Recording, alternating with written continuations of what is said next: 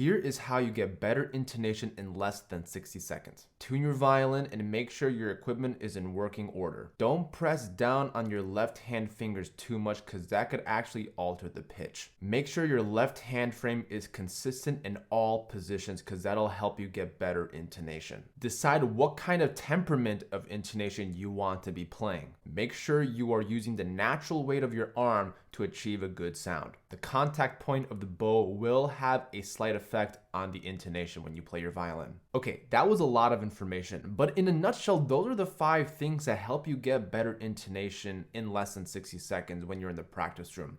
And if we're meeting for the first time, my name is Eric. I'm a violinist. I do violin tutorials such as this one. I appreciate you coming onto this channel, clicking on this video. I hope you enjoy the rest of the content. Tuning your violin, very important, of course. So I typically tune to 441 in the New England area where I'm based. A lot of people play in 441, so I tuned my violin right before I got on the video. And then I'm gonna be tuning my violin in perfect fifth.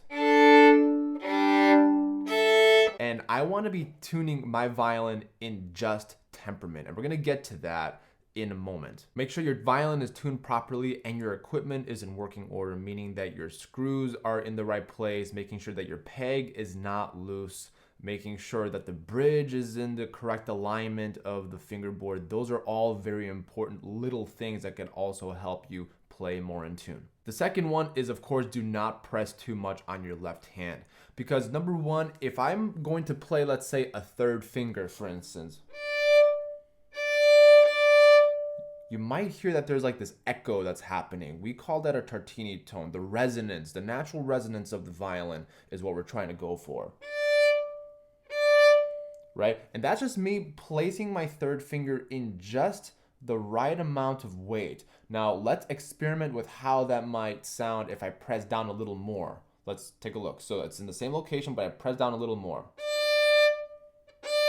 You might notice that there's a slight intonation increase by a few cents if we press down on the third finger. Now, this is not just limited to the third finger. This is limited to all the fingers. So you want to make sure that when you are approaching the fingerboard, you are absolutely calm and you're just doing just enough weight, keyword weight, not press. We want the weight of the finger to naturally touch the bottom of the fingerboard when touching the string. This leads me to the hand frame. The hand frame, of course, is very important. I can't tell you how many times I see violinists do this. And they feel as though like by putting the wrist forward, they can reach farther with their fourth finger. But that's actually not the case. You're creating a disadvantage for yourself. If you are, take a look at my pinky, for instance. If I'm going to reach my pinky here, I have a lot more space because I'm creating space with my wrist and I can reach farther.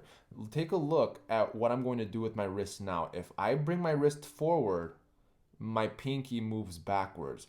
And that is also just a not good way to tackle intonation. So if I'm going to be playing a very difficult passage, or any passage for that matter, if you're in the Suzuki Book 1 area, then usually you want the hand frame surrounding the first finger. That is like the anchor point. If you're in an intermediate or advanced level, you might be considering the hand frame surrounding the second and third finger, only because it's easier to reach back for the first finger than it is to reach up for the fourth. So we want the fourth finger to be easily accessible on our left hand and then reach back for the first finger because it's the easier way to do it. The next order of business is intonation temperament. Now, what does that mean? Well, string players deal with 3 different types of tuning systems. Is the just temperament, equal temperament, or the Pythagorean temperament, also known as melodic intonation, which I'll get to in a second. So let's talk right into the just intonation. Just intonation simply means that you're tuning 2 notes at the same time with whole note frequencies. But if you're not a mathematician, don't worry. I'm going to show you what that may sound like. If I'm going to play a third, the frequencies feel really whole and you feel like a pure interval. Now, let's say if I do the same thing, but with equal temperament intonation. So it's going to be a slightly different feeling and sound. So the intonation may not sound right there, because pianists, they have pianos tuned to equal temperament, of course. And when we're playing sonatas or we're playing music with the piano, then we have to adjust to equal temperament. So if I'm playing a B natural, let's say if I'm playing a B natural and I tune it directly next to the D, that's a pretty pure interval, as you may hear. And if you can, that's okay. But I just want you to create that awareness for your ear. Let's say if if I'm playing like a scalar passage, and let's say C major is my key, then that B natural, in terms of melodic intonation, the leading tone will be slightly higher if I'm playing the B natural to C natural, to have that resolution. Our ears want to have those notes resolved from a half step perspective. So if I'm going to play, then let's tune the B natural to the D again and see the difference. It feels very high, doesn't it? Because again, we're playing a different scale, we're in a different key, of course, but not always will you find the B natural in tune with the D. Again, it depends on the context, but I just wanted to create that awareness for your ear. So don't worry about the whole mathematics of it all. Do your research, try to figure out just intonation, equal temperament, maybe do a little research on a little bit of everything, and even talk to your teacher what the differences are, because that's going to help you play more in tune depending on a specific context. The next order of business is to have natural weight of the arm playing with your bow. So if I'm playing a down bow, my goal is not to pronate. Pronate is when I'm really pressing down into my index finger and my pinky is dangling. Then I have this very harsh, aggressive sound, and that could affect your intonation. If I'm playing, for some reason, the right hand is connected to the left hand when playing the violin. Very rarely is it possible for you to disconnect the left hand from the right hand. It takes a very big awareness to be able to do that, and it takes many years to accomplish and to master. But if you're pressing down on your right hand, more than likely you're also pressing down on your left hand. I encourage you to relax both the hands when you're playing on a down bow or even an up bow.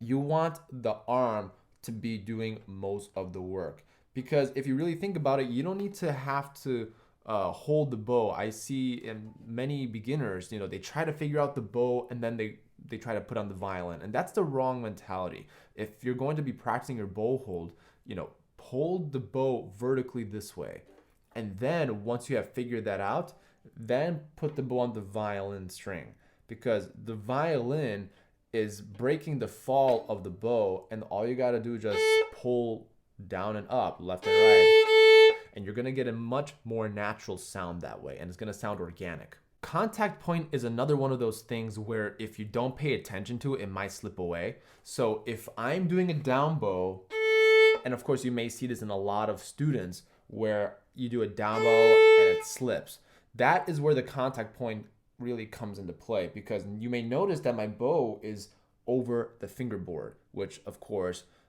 again, depending on the context, usually a lot of professional violinists have to play over the fingerboard because that's what the music requires. Debussy violin's not a perfect example of that, but this is just for the violinist who is really struggling to just get a sound out of their instrument and combine that with good intonation. So typically you want the bow to be perpendicular to the string. So if I'm playing a down bow, you might hear a little bit of a click, but that just tells me that there's a good grip or a good contact point with the bow and the bow hair and the string, I should say. So if I'm playing a down bow and up bow, you can see that my bow is straight. This goes on all strings. At first, you may work on each element of fixing your intonation one at a time, but over time, you're going to notice that you're actually completing all these 5 steps simultaneously in less than 60 seconds. So I encourage you to leave a comment down below. What are some intonation problems that you experience? Let's get this conversation going in the community board down below. Check out some other violin tutorials that I have on the channel to help you play more in tune and help you get a better sound.